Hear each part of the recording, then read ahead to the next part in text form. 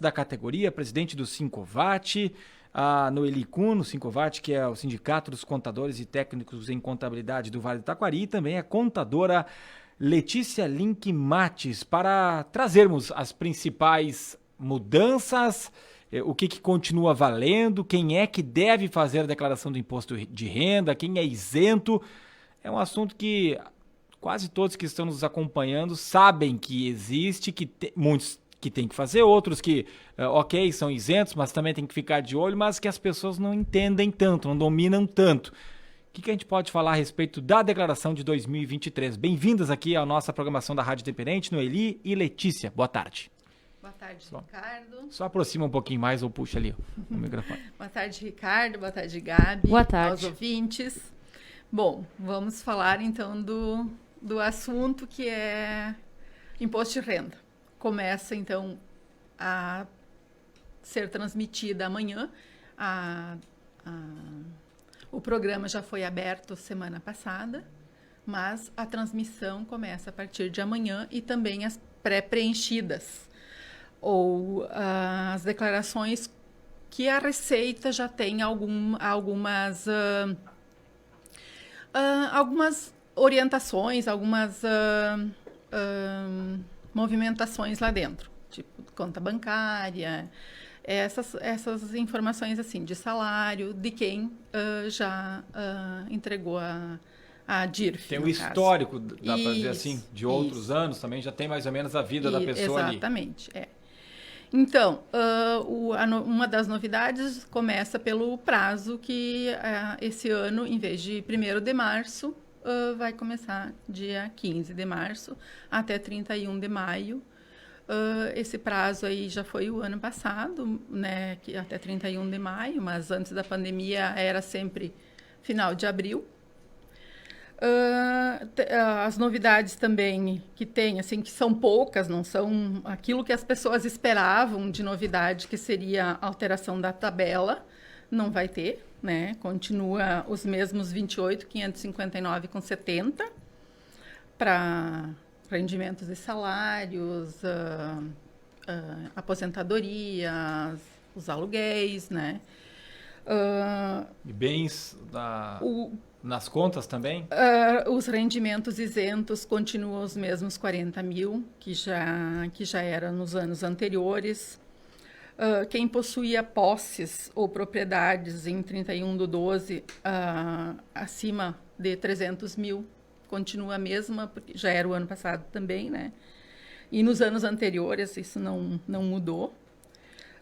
Uma novidade que no ano passado, quem aplicava em bolsa de valores, qualquer valor de venda, qualquer movimentação que efetuou na bolsa era obrigado a declarar. Esse ano mudou, foi para 40 mil reais. Então, se fez alguma movimentação superior a 40 ou igual a 40 mil, é obrigado a declarar. Também, então, tem a questão da atividade rural, que daí quem mais domina, então, é a Letícia. Então, boa tarde, Ricardo, boa tarde, Gabi, boa tarde, pessoal. Falar um pouquinho, então, da declaração de imposto de renda do produtor rural, né? A nossa região é uma região com muitos produtores, né? Pequenos, médios, grandes produtores. Sempre existiu a obrigatoriedade da declaração do imposto de renda para o produtor rural, mas sempre se teve aquela história assim, vamos deixar ver no que vai acontecer, né? E há uns 2 anos atrás, a Receita Federal de Passo Fundo, então, implementou o programa Declara Grãos, que eles começaram a fiscalizar os produtores rurais e viram que estava ocorrendo a falta de envio das declarações, né? Então, muitos produtores da nossa região foram notificados, muitos estão sendo notificados ainda, e eles têm a obrigatoriedade de apresentar essa declaração com a retroatividade de 5 anos, que é o que a Receita obriga, né? Então, o produtor rural, hoje, que no talão de produtor faturou mais de R$ 142.798 por CPF, ele está obrigado a fazer a declaração, né?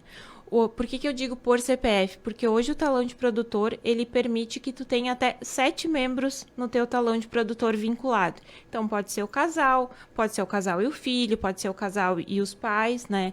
Então, o que tu tem que fazer? Tu tem que somar os teus rendimentos que tu teve no talão de produtor, de venda, e dividir pela quantidade de pessoas que tem no talão. Eu tenho um casal, faturou 300 mil. Bom, dividido por 2 a 150, eles precisam fazer a declaração de imposto de renda, né? Quando se vê esse valor da declaração do produtor rural, as pessoas pensam, nossa, mas é um valor significativamente alto, mas não, é um valor muito baixo, muito defasado. Porque hoje, se tu vai pegar esses 142 mil, é 142 mil bruto. Tu tem todas as tuas despesas de produção que não foram dedutíveis ainda.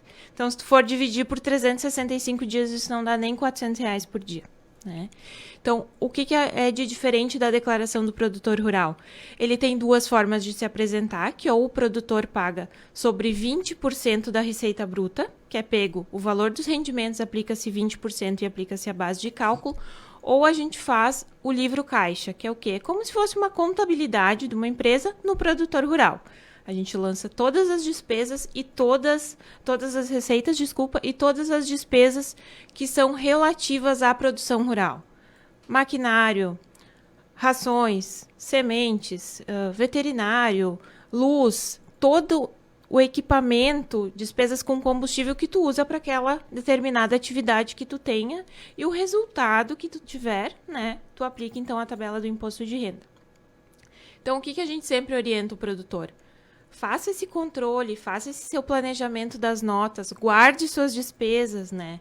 Tem dúvida? Busque orientação, né? Fale com o seu sindicato rural. Os nossos sindicatos aqui da nossa região são muito preparados, são muito capacitados. Ainda não ficou com dúvida? Busca um contador, sabe? Sempre vai ter alguém para poder te orientar, mas não fique naquela de que, eu vou deixar assim e acho que não vai dar nada e se eu for notificado eu mando. Porque se tu for notificado, tu vai pagar multa, tu vai pagar juros e é um gasto totalmente desnecessário, né? E quanto que é essa multa? Ou varia de... Varia. O valor mínimo, né, é R$165, mas pode chegar até 20% do valor de imposto de renda devido. Mas aí, além dessa multa por não entregar, tu vai pagar os juros e a multa sobre o imposto que é devido, né? Então, é um dinheiro totalmente colocado fora, né? Então, é preferível buscar informação, se tiver que entregar, entrega, faz a declaração da maneira correta para evitar esses problemas de trancar CPF, né? Porque a partir do momento que o CPF chega a tranca a conta bancária, tranca a aposentadoria, é um problema muito maior que eles têm que ir rápido atrás de documentos. A gente sabe que às vezes não é tão fácil assim tu conseguir documentos retroativos, né? Daí a gente precisa fazer a declaração, conferir a declaração, mandar para a Receita também tem um prazo de liberação. Então, para evitar esses problemas, né? Dificulta todo o processo. Dificulta toda a tua vida, busca orientação, né? A gente sempre orienta assim, é preferível que tu nos traga tudo e a gente confira e te diga, não, tu não precisa fazer declaração, do que tu ficar na dúvida, né? Vai atrás, busca informação, que é o melhor que tu pode fazer.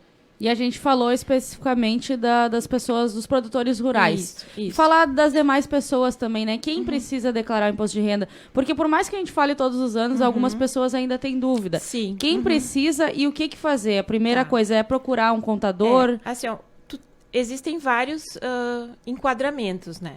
Então, quem teve rendimento tributável superior a 28.559,70, o que é o rendimento tributável? É o rendimento assalariado, é o rendimento de aluguel, é o rendimento de aposentadoria, né? São todos esses rendimentos que tu recebe, vamos dizer, no teu dia a dia. Quem recebeu mais de 40 mil de rendimentos isentos, né? Rendimento de poupança é uma coisa que muitas vezes as pessoas não observam, né? O rendimento de poupança é um rendimento isento de imposto de renda. Então, rendeu mais de 40 mil, tu é obrigado a declarar. Tu teve mais de 300 mil em bens, né? Se tu tem mais de 300 mil de patrimônio. Tem a questão das operações de bolsa de valores, que nem a Noeli comentou, né? Então, tem que observar esses itens. Se em algum desses itens tu te enquadra, tu precisa fazer a declaração e apresentar ela dentro do prazo. O governo espera receber entre 38 milhões e meio e 39 milhões e meio de declarações de contribuintes pessoas físicas 2023. No ano passado foi 36 milhões e 300 mil declarações entregues. E o detalhe é que tem muito erro que vem, né? Nas primeiras declarações, tem muita gente que faz por conta, né? E aí a gente pode aproveitar e destacar o porquê que é importante ter o profissional de contabilidade. Mas, para ter uma ideia, no ano passado, cerca de 40% das declarações que ficaram retidas na malha fina no ano passado por omissão de rendimentos. Quer dizer, o cara tem um emprego, mas tem uma fonte de renda em outros lugares. Não declara aquela outra coisa, ou não declara bens dos dependentes. O que vocês mais percebem de erros? Por que volta? E como é que fica daí também, o que muda, né, para essa pessoa que daqui a pouco declarou errado? Ou de propósito, ou daqui a pouco esqueceu de uma outra coisa, depois volta, e o retrabalho e tudo que envolve. Bom, o mais comum mesmo é quando a pessoa tem 2 fontes de renda. Então, ela pensa que a última que ela esteve trabalhando é a que ela vai ter que declarar. Não, ela vai ter que declarar de todas que ela teve durante o ano calendário, que no caso agora a gente está falando de 2022. As despesas médicas é outro motivo, né? As pessoas fazem uns enganos aí de colocar uns valores talvez um pouco maior, né?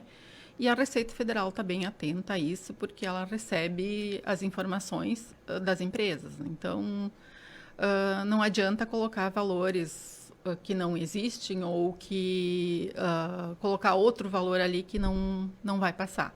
Então, é um dos motivos, assim, que a gente vê. Esses são os bastante, principais. Os principais. Despesas médicas e também não declarar uma ou outra fonte de renda. Uma ou outra fonte de renda. Então, como a gente estava falando antes das novidades, esse ano, então, uma das novidades vai ser que a Receita vai restituir os valores para quem tem direito pelo Pix. Para quem informar o Pix, mas tem que ser o CPF. Essa pessoa... O Pix tem que ser o CPF. Isso. Se eu tiver um Pix com um telefone celular ou uma chave aleatória, não vale. Não, chave aleatória não vale. O CPF. Essas pessoas, elas vão entrar na fila junto com aquelas... mais ou menos junto com as das prioridades, assim, porque tem os idosos de até... de 80 ou mais, os idosos de 60 ou mais, deficientes físicos, me ajuda aí, professores, que a única de doenças graves, a única ou moléstias, fonte, a única fonte de renda é o magistério. A única não, a maior fonte de renda é o magistério. Então, essas pessoas vão vir logo ali junto com essas aí. Nas primeiras restituições. Isso aí, mas também tem a regra de que quem entrega primeiro, né, entra então. O primeiro lote de restituição é 31 de maio, o segundo é 30 de junho, 31 de julho, quarto lote é 31 de agosto e 29 de setembro é o quinto e último lote. Aí é interessante a gente falar quem é que tem direito à restituição e o que a pessoa pode restituir, por que é importante guardar daqui a pouco, ou pedir até, né? Porque a gente não tem o hábito de pedir, vai no médico, pede, né, anota, o recibo muitas vezes eles entregam, porque isso vai poder depois contar a teu favor. Por que isso é importante? O que mais a pessoa pode guardar, entregar para o seu contador ou colocar na sua declaração? Bom, despesas médicas, de dentista, de instrução, Dependentes, inclusive os dependentes também, os planos de saúde, né, que tem do dependente e do titular. Fisioterapia, exames, né? Não é só a consulta médica. É somente a área da saúde. Área da saúde, área de educação, né? Pois é, a escola também. Escola também só conta. Que a escola ela tem um valor limitado, né? A restituição da parte, a dedução da parte com saúde, ela não tem um limitador, né? Então, por isso que também ela é tão vista como possível para um erro, né?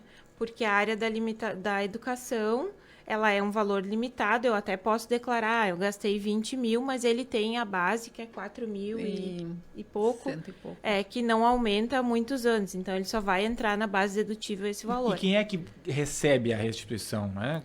Quem é que, nós falamos, para ser isento é menos de 28.559,70 ao longo do ano. Mas a restituição... Ele vai receber a restituição se ao longo do ano a retenção mensal que foi ocorrendo na folha de pagamento, na aposentadoria, nos rendimentos que ele foi recebendo, foi maior do que o imposto que hoje, no final do ano, que é feita a apuração agora do imposto de renda, é devido. Então, durante o ano, eu tive lá R$1.000 de retenção ao longo do ano na minha folha de pagamento. Tá? A gente faz a declaração de imposto de renda, informa os rendimentos, informa as deduções legais. Bom, tu deveria ter pago R$500. Esses R$500 excedentes tu vai receber de volta, que é aquilo que tu chama de restituição.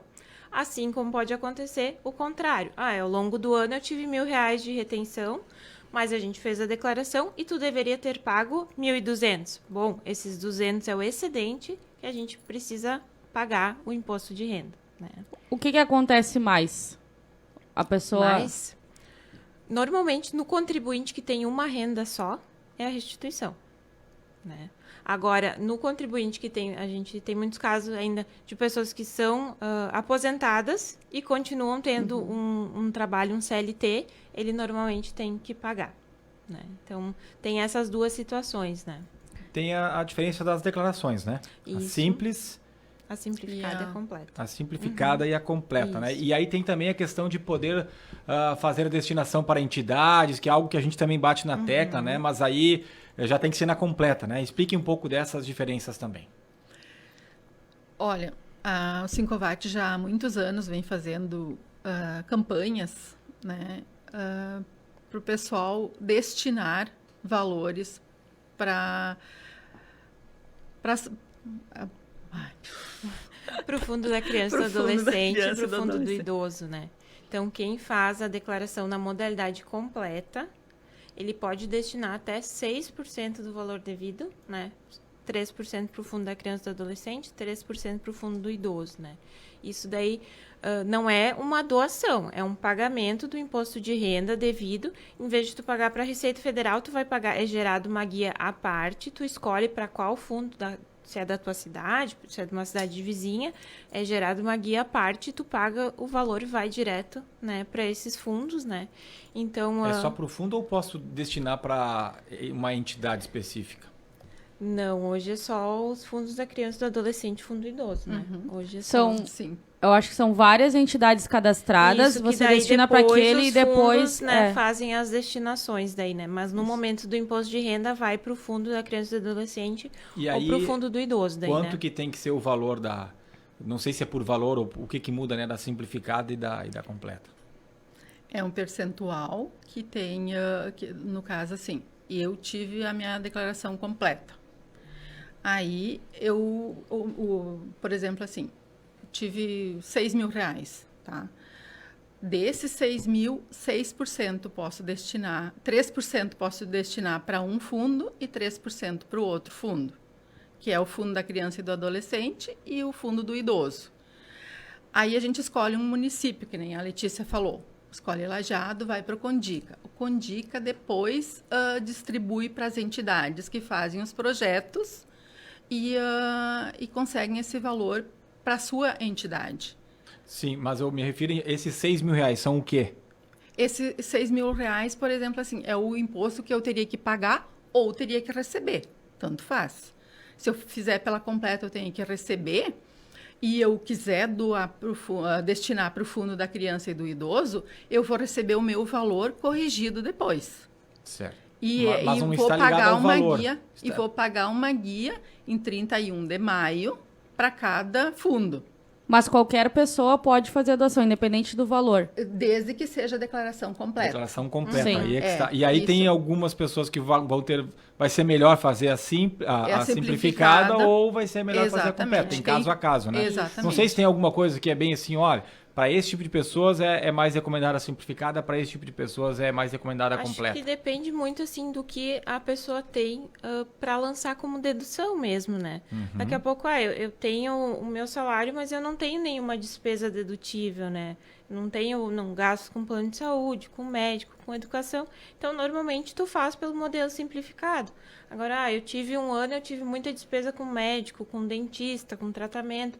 é melhor tu fazer pela completa, porque tu vai poder lançar essas deduções, né? O modelo simplificado não, é o valor dos teus rendimentos, é aplicado à tabela, né? Não tem essas deduções que a gente comentou com médico, dentista, educação, né? Que daí se aplica na modalidade completa daí, né? E é importante a gente destacar que são gastos do ano de 2022, 2022, né? O que foi no início desse ano, por exemplo, não... daí já fica para o próximo ano, né? Importante salientar que os documentos têm que ser inedôneos, né? Tem que ser documentos que sejam legíveis, que tenha o CPF do profissional, o CRM, o CRO, né? Isso tudo são informações que a gente, no momento que está fazendo a declaração, precisa informar, né? Então, não adianta ter um recibo que só tem o valor e o nome do médico ou o nome do dentista, que ele não é válido para informação na declaração, né? Tá certo. Noeli Kuhn, presidente do Sincovat, Letícia Link Mates, contadora, estão aqui conversando conosco. Algum outro recado, alguma outra dica, orientação que vocês têm aí para as pessoas que vão se preparar agora para fazer a declaração do imposto de renda? A dica é que juntem a documentação e, se tiverem dúvidas, procurem um profissional pelo menos para ter orientação, porque pode ser que precisa declarar, como pode ser que não precisa declarar. Então, melhor ter certeza do que ficar na dúvida. A informação, né, sempre é a melhor solução para tudo, né? A gente, todos os anos, a gente está buscando a informação, está buscando agregar conhecimento, né? Então, mesmo que as mudanças sejam aparentemente pequenas, todos os anos tem, né? Então, todos os anos mais pessoas estão sendo obrigadas a entregar a declaração de imposto de renda. Então, no caso da dúvida, procure um contador, né? Ele é um profissional que ele está qualificado, ele está habilitado para sanar as tuas dúvidas, né? E o nosso papel, né, Noeli, é fazer essa intermediação entre os contribuintes e a Receita Federal, né? Então, a nossa intenção é que esse processo ande de uma maneira tranquila, né? Então, faça a entrega dentro do prazo, junte a documentação, esclareça suas dúvidas para evitar problemas futuros, né? Para não correr no risco, procura um profissional, a situação ficar bem mais tranquila. Conversamos com a presidente do Sincovat, Noeli Kuhn, a Letícia Link Mates, que é contadora, falando então sobre a declaração do imposto de renda, que começa amanhã, vai até o dia 31 de maio. Importante, né? Como a Letícia disse, as pessoas juntarem suas documentações, procurarem um profissional e não correr o risco aí de ter complicações maiores ali na frente. 15 minutos para as 4 horas da tarde, intervalo comercial, e já voltamos com mais Redação no Ar.